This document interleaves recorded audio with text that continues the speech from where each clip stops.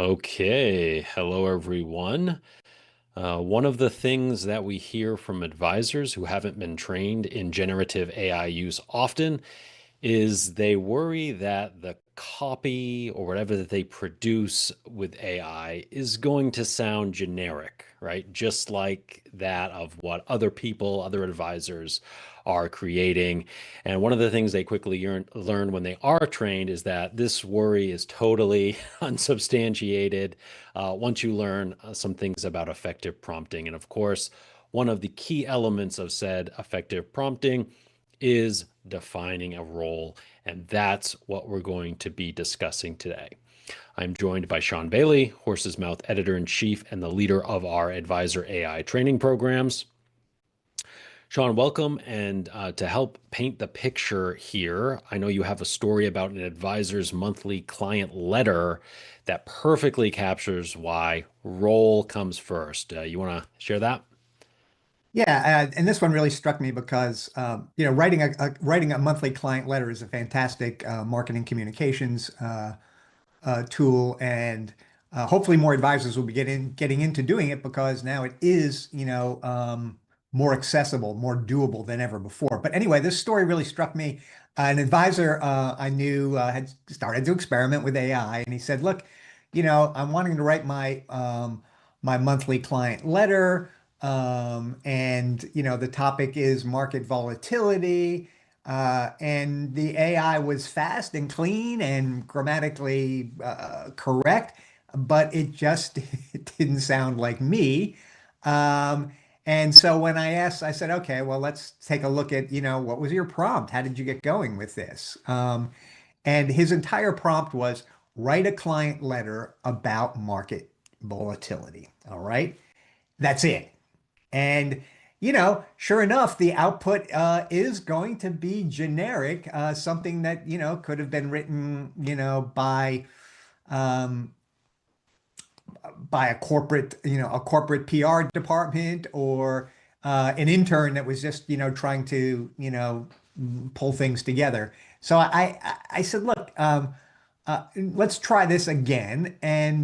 But this time, I want you to spend a little more energy uh, on the role. I said, ultimately, and we'll get into this later on, there's a basic, absolutely fundamental introductory level framework for communicating with AI, and it's called role task format. It's one half of what we teach in our AI powered financial advisor program, right? And so the role, there was no role, and that is the absolute amazing thing about ChatGPT and other generative AI models is that they have massive expertise within them.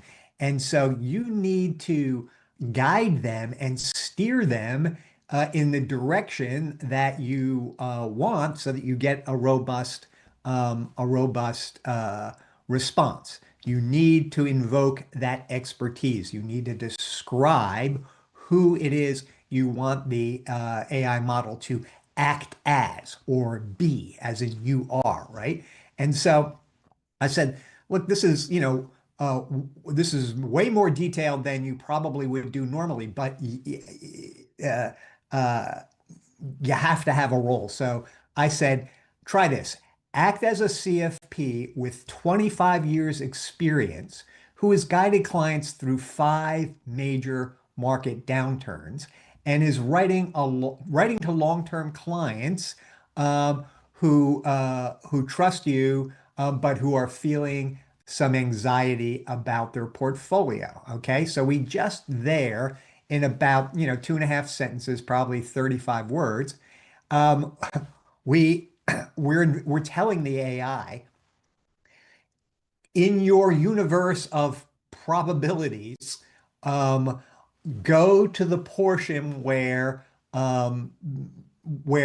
things are lighting up in your neural network around certified financial planners, 25 years experience guiding clients through market downturns. And when you invoke that role, it acts as a filter for the AI and it goes over, in essence, to that portion of its training data and starts completing your prompt from there. Okay. That is dramatically different from the prompt that came to me, which was simply, write a client newsletter about market volatility, I think, right? Now you could go even further with your description in roles, and the more detail and context you give the AI, the better results you're going to get. So in something like something relating to market volatility, you could go on and say that your approach acknowledges people's emotions first and then provides perspective by referencing specific plans that they have, reminding them of past storms, market storms, and reframing volatility within a 15 or 20 year timeline. So you can give the AI its role. That's kind of like a little bit more of role and a little bit more of context. But the point is that you get a completely different outcome and much better results when you take the time to think about who is the expert that we want the AI to act as when it's responding to our prompts. And I think that everybody's experienced, you know, getting output back, copy back that's, you know, it's technically fine. Maybe it's technically very good, but emotionally, it's just kind of falling flat. Is that related to what you're talking about? Yeah, right. Because, if you cut out the role, then, you're like, remember, this is uh, what we teach in our class, no code coding. It is why the artificial intelligence revolution at this point in time, this generative AI revolution that started in November of 2022. So we're just coming up on the third year. The Why these things are so powerful is that you need to be able to, or you have at your fingertips, these amazing uh, types of expertise. And so you just need to think for a minute. And when you're contemplating completing a task and you want the best results possible, you need to think, well, who or what is the particular type of expert that should go in there? And if you don't do that, then it's like I started to say before, it's code. We're writing with our natural language, okay?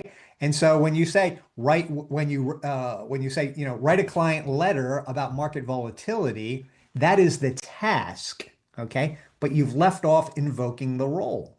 So without that role, the AI still is going to go out and do something, but you haven't targeted where it should go in its neural network. And so then it's going to pull together the statistical averages around what might constitute them creating a client letter that simply said, write a client letter about market volatility. You're shutting, there's not enough code or context there to get really good results. You'll get results, but they won't be very good, Okay, so let's kind of define our terms, so to speak, go that extra mile. When you say role, right? let's be clear, what exactly do you mean by role? Well, we mean literally describing who the expert is that um, should be carrying out this task, right? So you could say, um, act as a retirement income specialist who writes clearly to clients approaching age 60 and is focused on multiple streams of income in retirement. So we just like, we're not just saying, you know, um, act as a financial advisor who helps clients. We're saying very specifically, you are a retirement income specialist. Okay. Those phrases, retirement income specialist, again, trigger the AI model to go to a different place in its statistical probabilities that it strings together in a form of intelligence to respond to the prompt. So uh, and of course it can be a role can be anything depending upon what the task is you want to complete, right? So I mean, if you were, I often talk about trips. If you were taking taking a trip to France and you wanted to be in in southern France and the Luberon, you might say act um, as a European travel guide and travel agent who creates tours um, in the Avignon and Luberon area of southern France. Okay, that is very, very specific role. And so when you do that, uh, you're sort of scaffolding. You have an idea, travel agent, okay, but it's not just travel agent. It's travel agent specializes in France, specializes in Avignon and the Luberon. Okay, so that is really given the AI a sort of roadmap of where in its vast abilities it should tap its intelligence to give you a response. And when you do that, everything else will kind of fall into place because we want to think about when we're asking the AI to write, we want to think about tone and reasoning and examples, okay? And that will follow on very easily for the AI when you've just given it a detailed role, right? You've not just said uh, retirement income advisor. You've said retirement income specialist who writes clearly and to clients approaching, pre-retirement, basically. Okay. And so then that is all fits together and it guarantees that you don't get generic content and that in fact you're going to get precision content, right? So yeah, that's what's going on there. It's it's critical that you have the descriptions of who this person is who is going to carry out the task. Yeah, so you described it as defining a role as setting a filter because these models have so much training that they've gone through. You need to help it focus on what's relevant, right?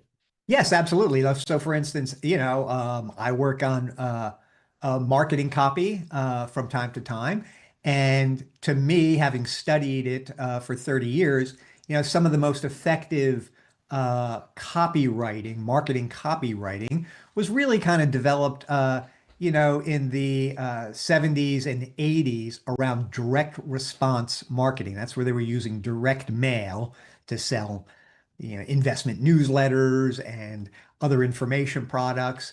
And it was a sort of golden era of direct response copywriting. All the great wisdom and insight that was developed by those copywriters during that period of time, it's in AI now. And someone might be saying, yeah, but why do you want something from the 1980s? Because it was so effective. It has influenced you know, all the sorts of digital direct marketing. And so when I invoke, something like you are a Madison Avenue copywriter schooled up in direct response marketing from the 1980s and someone who specializes in selling, high value information newsletters to investors, boom, okay, that's a big long role. And it's again going to invoke a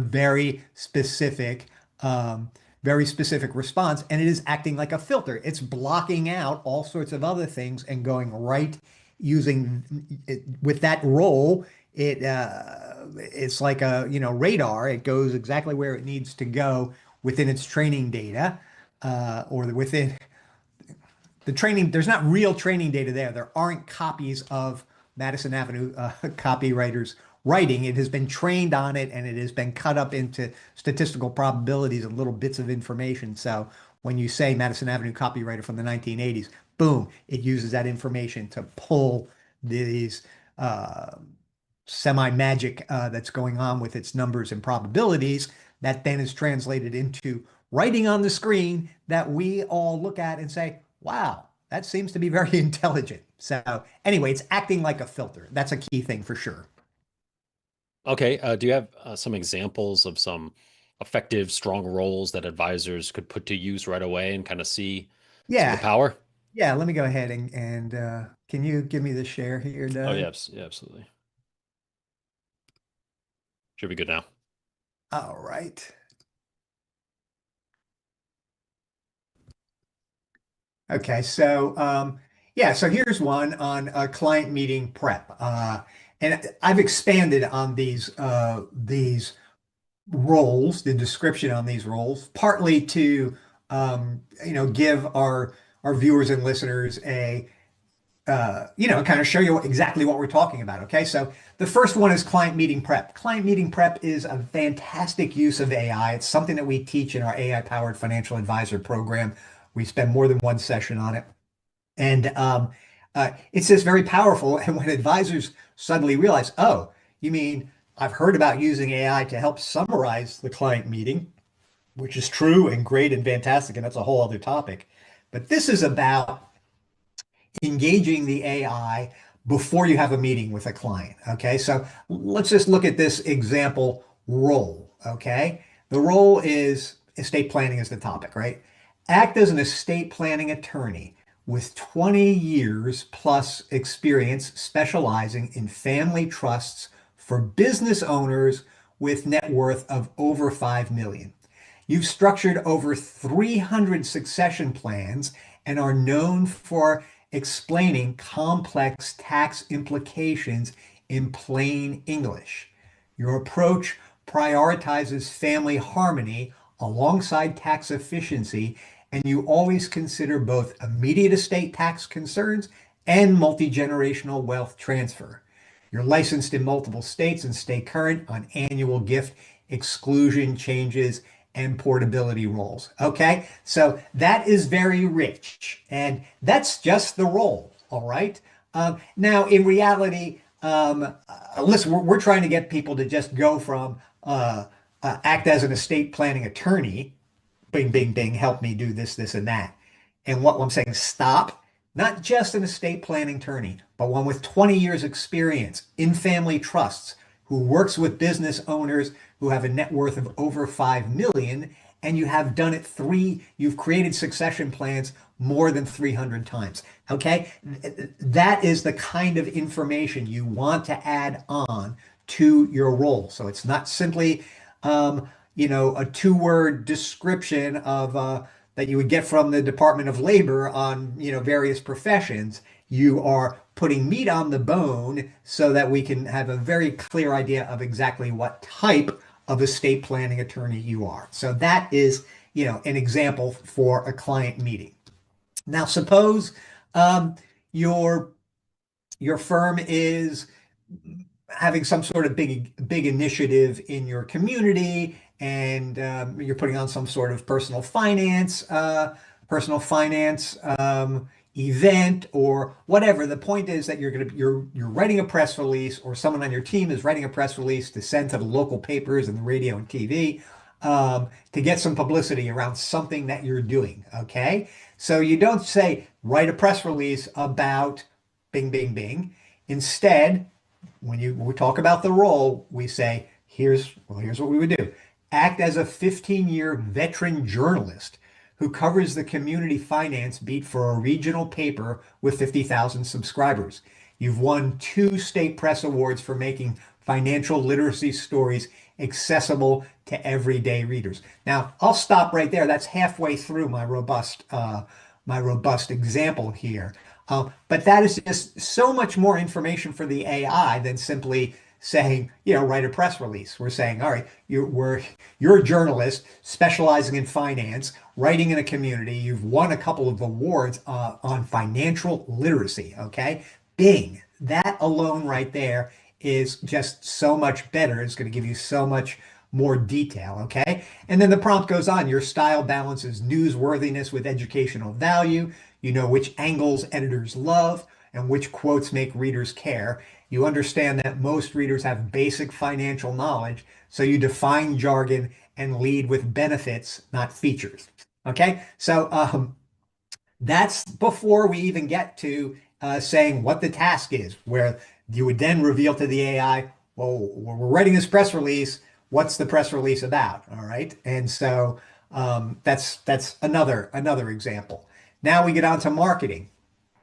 And again, you'll begin to see a trend here. And the trend is that when we invoke the role, we also discuss how many years experience it has and what is it particularly good at doing.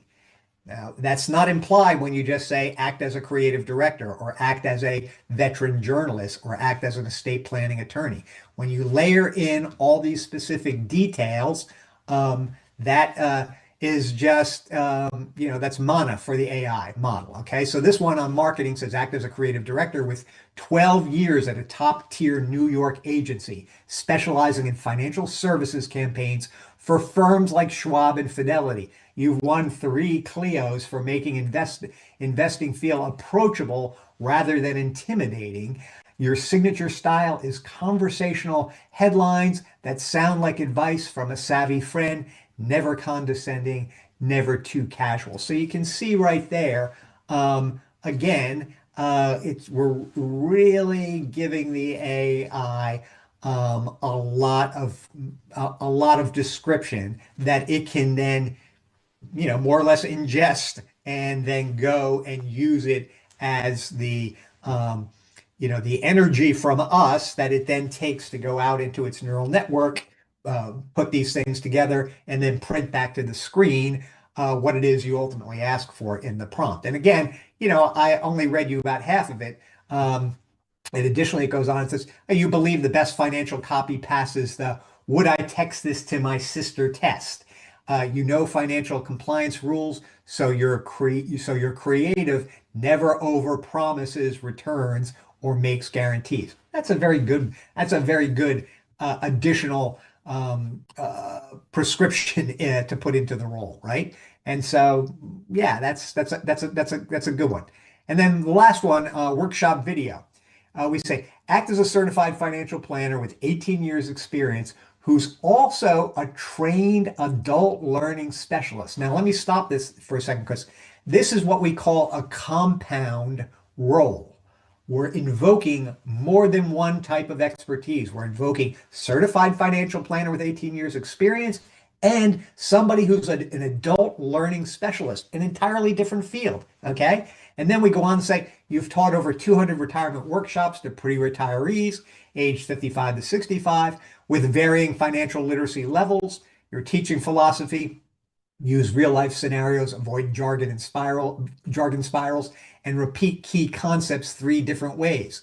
You script videos in short segments, 2 to 3 minutes max, with natural pauses for reflection. Your tone is warm and encouraging, etc. So again, Doug, I think people can see that what I'm trying to get you to do here is to lean into the role, give it some context, give it some meaning, give it some real definition. And when you put the meat on the bone around the role, everything else will ultimately fall into place in terms of the success of your engagement with the AI. And remember, we started out in the beginning, advisor comes and says, yeah, I asked it to write this letter. I want to write the client letter. I want to get a good draft going. I said, write a client letter about market volatility, and it got back a bunch of generic stuff. And so, no surprise, really.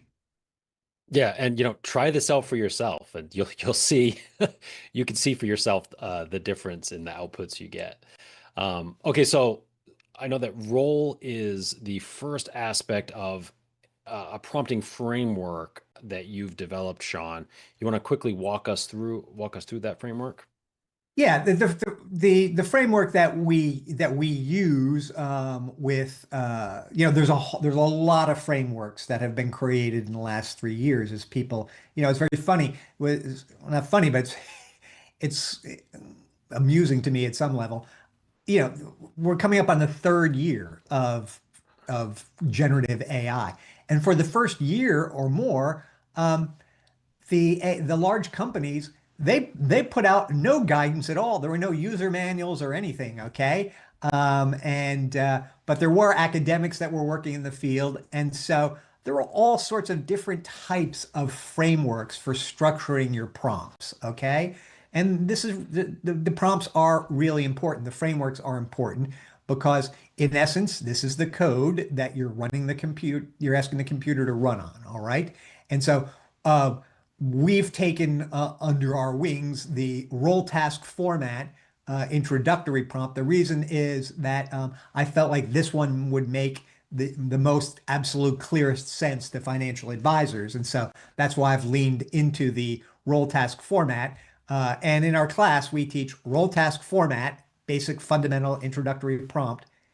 And then there's a second portion, context, question, and examples. That's a little more detailed, but together the entire framework is super, super powerful. But in the beginning, we want to teach role, task, and format. So we know who role is. We've been talking about it here, right? So the next part is task, what you want it to do. And that is, absolutely critical as well. And then the other aspect is format. How do you want it? Do you want it in a bullet point? Do you want it as an email? Do you want it in a checklist? Do you want it in a step-by-step guide? Um, do you want it as a narrative? Do you want it as poetry? Do you want it, whatever format, including, exporting it as a .docx file, right? Or a .pptx for PowerPoint or whatever. And so you have role, task, and format. And if you get the role really right, you already know what your task is because that's why you're there to get it done. And as we've noted before, some people are skipping the role and going right to the task. So that's not good.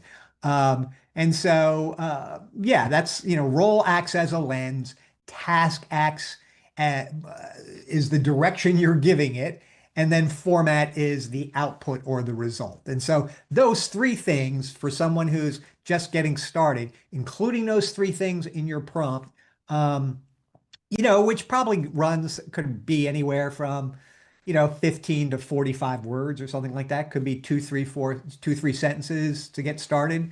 In our AI-powered financial advisor program, we get into much more detailed prompts over time. But anyway, you pull those three together, and you're going to be doing well.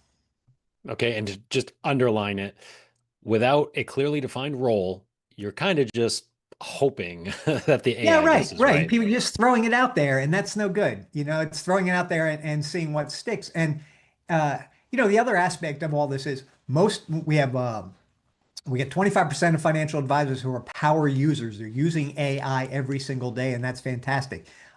Yet I think that many of them, believe it or not, still aren't fully writing the best kinds of prompts. Then we have like almost 50% of advisors who are using it every now and then. And I think it's those, the dabblers, I call them, that I really want to try and, break through to because the role that, I think they would be using it more if they have more effective results. If they're using it once a month or once a week, they're probably writing generic prompts that aren't giving them good results. And if you look more specifically at their prompts, they're probably not addressing the role, invoking the proper expertise to get the results that they kind of want. So that's what's going on there. Okay, and so for advisors who maybe saw some of your examples of clearly articulated roles, they might be saying, "I get why that's effective, but whoa, that's pretty involved. Do they have to start from scratch with these role definitions every time?" No, you can start to build your own role library. And also, there's one other thing you can do. It's like you can go to the AI and say, "Look, I want to create a prompt. I want to create a prompt that gets me a good draft of my client newsletter this month, which is going to be about the topic of market volatility. Help me create the prompt." Okay. Um, and the AI will actually help you flesh out your prompt around role, like we have been discussing earlier. But so, if I said that to the AI, help me, with that. With writing my client letter, I may or may not have thought to put in the role of retirement income planner. But I could say to the AI, I'm getting ready to write a client newsletter.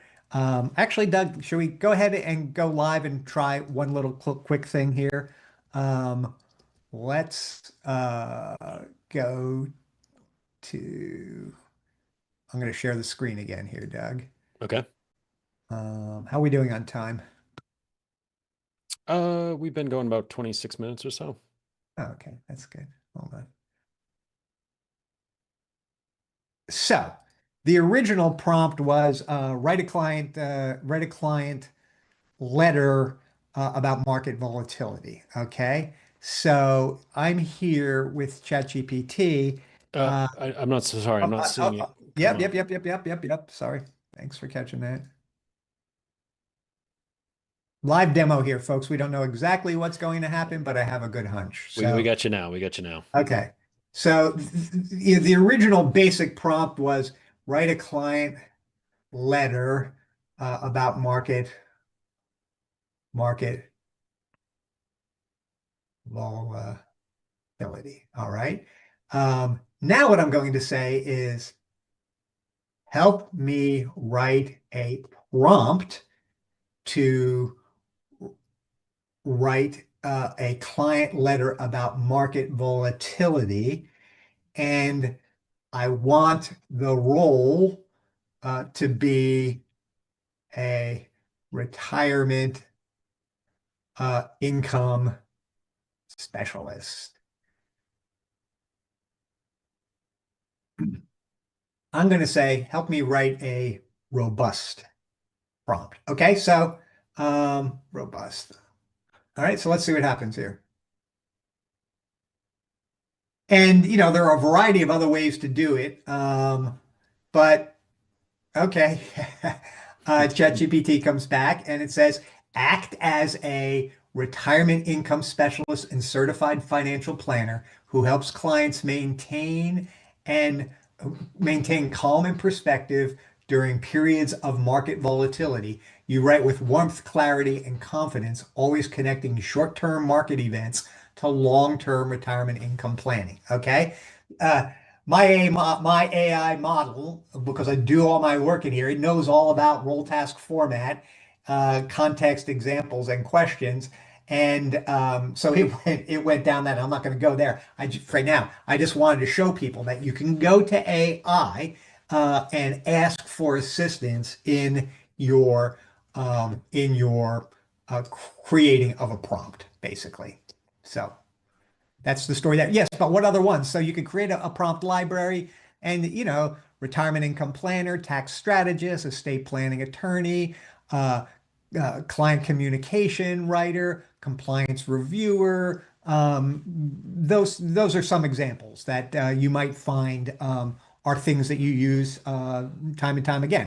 And really, these are role topics that you can then take to the AI model and say, flesh this out a little bit more, help me with a more robust prompt. So we're going to get a great client letter in this instance, right? And so Yep. you save those, you keep them, you save them, and you have, what amounts to your own little prompt library that you can share with others on your team as well. Okay. So, and when you do that, it's gonna give you consistency, and the AI is going to start to learn. Assuming you have memory turned on. We should come back and talk about that sometime, Doug. But the AI will develop a tone that starts to mirror your brand voice for sure. Okay. And then in terms of some mistakes to avoid, what should the advisors listening take heed to not do? Yeah, so you don't want to be too vague. So even when you say retirement income specialist, okay, or expert or coach, those are fine, but you still need to say, with 15, 20 years experience working with this type of person, having produced X, Y, or Z. That stretching out from vague to more detail is something you want to keep in mind. So you don't want to be too vague. You want to don't forget who your audience is. So you'll want to say you're invoking this expertise and you're expert at doing something for a particular audience, pre-retirees aged 55 to 65 or, something like that. And then, you always want to include some cues to the AI regarding the type of tone and style in its writing. So you will say friendly, authoritative, educational, those kinds of words will also be, critical. So if you don't include style, if you forget your audience and you're too vague, you're not going to get good results in essence. And for the advisors who want to take action on this right now, what do you suggest as their very first step, giving this a try? Yeah, I mean, start thinking about invoking very specific roles, like you've seen and heard us discuss here. And when you do that, uh, you invoke the role, think about the audience and the tone. You kind of put that all together. Just take an extra minute or two when you turn to your AI model to complete a task. Spend a little bit of time thinking about the role, and then let us know what happens. I'm sure you'll get definitely much better results. It won't be sounding generic at all. And it will also start to sound like you as well, especially if you have memory turned on and you've done some other things that we can discuss in future episodes of our live stream, I suppose, Doug. Yeah, and of course, if you found this useful, this is the exact kind of thing, Sean, that you teach in the AI-powered financial advisor program, right?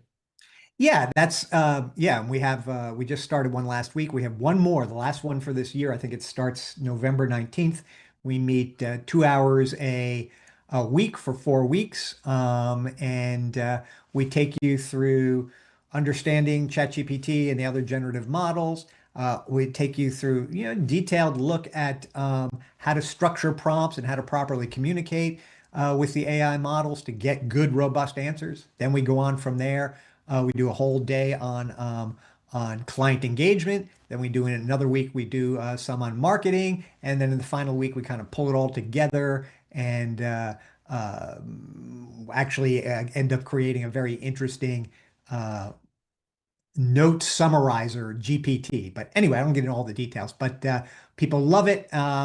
This is so important that advisors start to recognize that AI fluency is a skill that you just simply are going to have going forward. There's no avoiding it.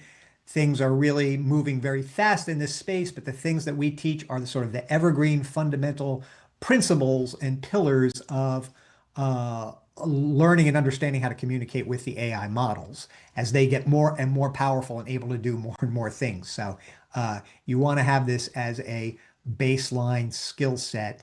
And so that's what we do. We want to turn you into a daily user of AI because we think that AI is the co-intelligence that advisors need to tap into on a regular basis to add, you know, 30 or 40 basis points to your IQ in a way. And when you can do that, you're going to get much better results for your clients, much better results for you and your team. People are going to be happier. Your work is going to have more depth, and it actually is going to, you're going to be able to achieve these things in rather, quick amount of time as well. So anyway, that's what the AI powered financial advisor program is. Advisors need to know this. They need to be on board with it, and we're there to help you do that.